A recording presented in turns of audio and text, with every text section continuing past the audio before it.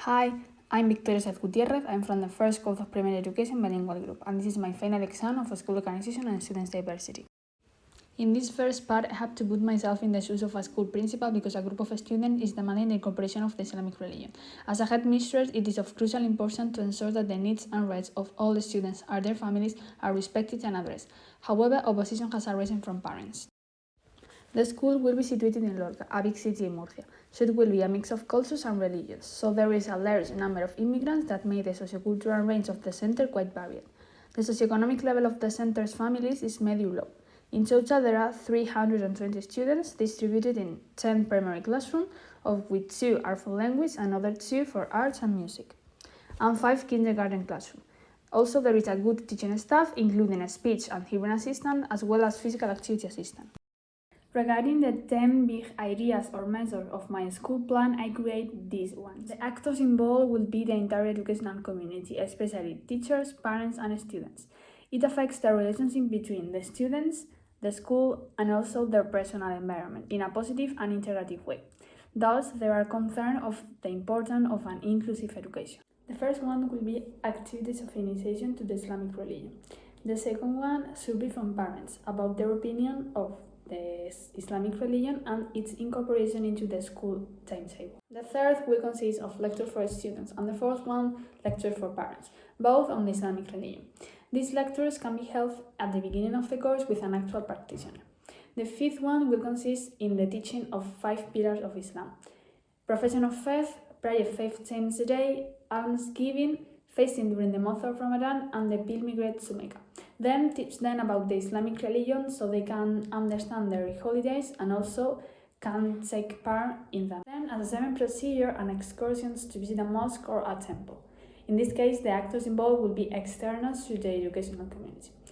As a 8th measure, the incorporation of the Arabic language. In this case, we will try to incorporate it in a fun and useful way. Also, do an activity about the difference between religions, like a Religions Day, as a day where each group of students do a deep research about the characteristics of the religion they are involved in. And finally, exploring the holy Muslim book, the Quran.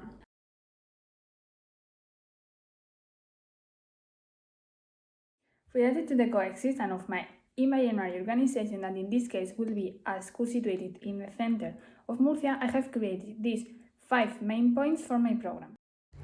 The first one will be a sense of conformity and participation, creating a good working environment. This point shows that participation and integration are of crucial importance without discrimination against anyone. The second one is communication or language. The complexity, in this case of a school, involves the entire educational community, and communication between them can be a key factor for the good development and organization of the center, so it is very important to have a good understanding. The third one will be an unique curriculum. By having a single type of curriculum, it is intended to reduce the frequency of problems in terms of individual interest. The fourth one will be inspirational motivation for tolerance and acceptance. And finally, the fifth one breaks down inequalities. This is intended to be inclusive for all types of people, regardless of race, culture, or even gender, fostering cultural diversity. As Buchan says, complex systems or organizations draw on their history as they evolve over time. So complex systems such as this school develop and change over time and also influences its future trajectory. These 5 points clearly reflect my transformational leadership style, since my main goal is to create a sense of purpose and direction, encourage innovation and change, and defend cultural diversity in all areas, and also to promote integration and that the entire educational community is in an environment of appreciation, respect, and inclusiveness. In Block 3, I have chosen option 2, and I have to explain the evolution of the different educational laws in terms of attention to diversity and how it evolved from segregation to inclusion. The Spanish educational system has gone through several changes in recent years in terms of diversity and inclusion. We will focus on the decade of the 19th to the present day.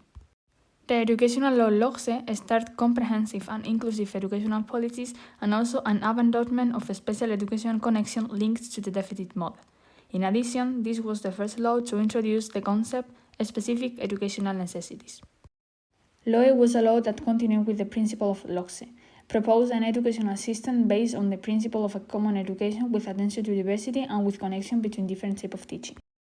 La OMCE published in 2013 that in Spanish means Ley Orgánica para la Mejora de la Calidad Educativa does not represent any significant progress in terms of school inclusion. Finally, LOMLOE, also known as the CELA Law. Here is a reinforcement of the idea of quality education for all students, and also the development of the principle of equity is modified.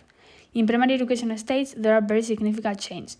In terms of organization, sequencing is established by cycles instead of levels. In terms of pedagogical principle, it is established that all types of didactic intervention must be developed to guarantee educational inclusion and personalized attention to students. And finally, regarding evaluation, it is determined that it will be continuous and global, based on qualitative evaluative elements. It is obvious that the different educational laws have evolved from segregation to inclusion. Before the 17th, there were different schools for boys and girls, and separate schools for students with disabilities. Since the last constitution, the right to education has been recognized for all persons without discrimination, as to race, sex, religion, or culture. As an example of diversity in primary education classrooms should be a language difference between the students, because there may be students that speak another language at home or even several languages.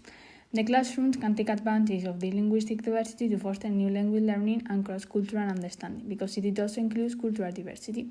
As a brief conclusion, in our country, important achievements have been made, moving from segregation and low visibility to inclusion. Even so, there is still a long way to go to achieve a future without discrimination. Well, I think I deserve a 9 in this subject because I think I work a lot, especially in developing all of the tasks, taking care of the opinions and ideas of my colleagues, and also the criteria exposed by the teacher. However, I have to improve a lot related to the participation in class.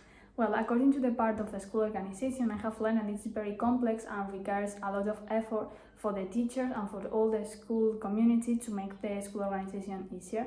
The structure, processes, the culture of the school must be aligned with the objective of providing high-quality education for the students. To be honest, I was already familiar with the majority of concepts related to school organization, but I learned some concepts more deeply, for example, leadership styles or the coexistence of the school. Also, I like a lot this sentence of Benjamin Franklin. For every minute spent in organizing, an hour is earned, and it cannot be more true. Well, I think the evolution of the educational laws until now and how those evolved from segregation to inclusion. Also, all the programs, degrees, etc. That nowadays are for children and also for adults in order to include them successfully, not only in the school but also in society. Honestly, no, because I am a very aware person in terms of diversity and inclusion in all aspects in my life. But however, I have internalized some concepts, and I knew and I have known about other opinions of my colleagues and also from my teachers. I have learned that putting theoretical concepts in practical context with examples helped me to internalize better the concepts. In addition, it has made me realize how important it is for our day-to-day life, both school organization and student diversity, especially for my future profession as a teacher.